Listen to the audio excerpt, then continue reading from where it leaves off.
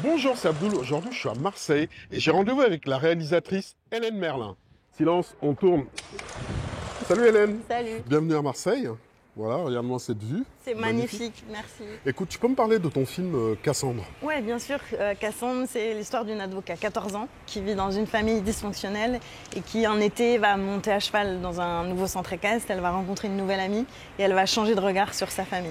C'est une histoire, il y a de la poésie, il y a de la pudeur, il y a de l'humour qui se mêle au drame. Et c'est un film très chouette. Bravo. Et je peux t'amener en bas, là, tu vois? Mais c'est carrément. vraiment des offres. Mais vas-y, sois mon guide.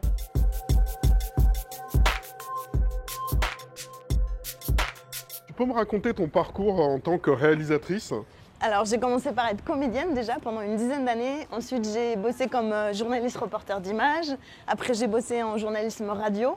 Et puis d'un coup l'histoire de ce film Cassandre donc, que j'ai réalisé est venue et je me suis dit il faut que je l'écrive pour le cinéma. Et c'est venu comment cette passion justement cinématographique? D'abord par le théâtre. J'ai commencé par être comédienne de théâtre. Antigone, c'est un personnage qui m'avait un peu hantée et du coup je m'étais dit j'ai vraiment envie de le jouer. Et puis après j'ai découvert David Lynch, plein de réalisateurs qui m'ont passionnée. Oh waouh! Alors ça te plaît? Ah ouais. On passe de Lynch à cette vue. C'est magnifique. C'est pas mal, hein? Ça ressemble un peu à Los Angeles, mais voilà, quoi, comme dans Mulholland Drive.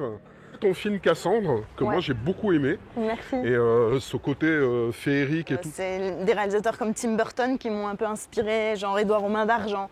Cette idée d'être dans un manoir où il y a un peu des fantômes, des secrets, etc. Ça m'intéressait de déployer cet univers-là, ou des réalisateurs comme Wes Anderson aussi qui parlent de la famille.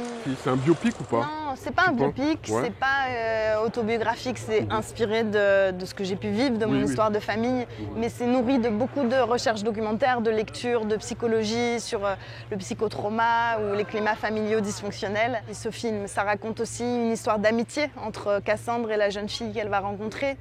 Donc ça touche à plein de sujets en fait, qui peuvent être liés à la famille et liés aussi à cette période de l'adolescence, qui est une période charnière où on va s'ouvrir au monde. Alors ça t'inspire Marseille? Oui, carrément. Tu vas venir tourner dans notre région? Bah ouais, pourquoi Allez, pas. c'est parti, scoop. Ah, C'est sympa, hein? c'est dément, j'adore, mais j'ai pas pris mon maillot. Est-ce que tu peux me parler de la première scène de la piscine? Oui, bien sûr. Alors pour moi, c'est une scène qui est importante parce qu'elle va planter un peu la thématique du film où on parle de la relation frère-sœur qui va un peu dériver. Et donc cette idée d'avoir cette première scène qui pose les personnages dans la nuit, dans l'obscurité, et puis ils vont plonger dans les profondeurs de l'eau. Donc c'est comme si je les emmenais dans les profondeurs de cette famille et que j'emmène le spectateur dans l'histoire et dans les profondeurs. Eh bien, alors qu'est-ce que tu penses du mouvement MeToo?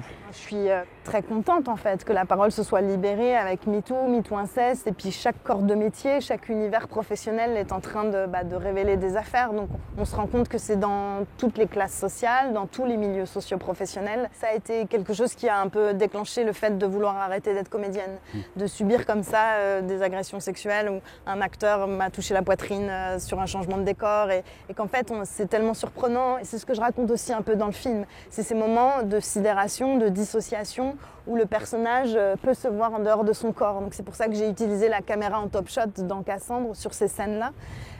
Ça permet de mieux comprendre et d'être à la place de la victime en fait. Comment tu peux sécuriser par exemple un tournage? Pour tout ce qui est scène d'intimité, aujourd'hui on a un nouveau métier qui s'est créé depuis quelques années qui s'appelle les coordinatrices, les coordinateurs d'intimité, qui vont pouvoir accompagner les acteurs à préparer ces scènes-là avec le réalisateur, définir un peu comme une chorégraphie, comme une scène de danse ou une scène de baston. Là on va dire ok, en fait on attend ça des personnages, la caméra sera placée de telle manière, tu vas devoir faire ça, et ça peut éviter aussi ce qui a pu se passer sur le film Un dernier tango à Paris où De Maria Bertolucci, Schneider s'est fait violer parce que le réalisateur voulait avoir une réaction comme ça à vif. Une coordinatrice ou un coordinateur d'intimité, c'est sécuriser en fait ces scènes-là, d'accompagner les acteurs et d'éviter les dérives. Maintenant on part en mer, Hélène. Oh yes! Tu nous fais le clap de fin? C'est parti!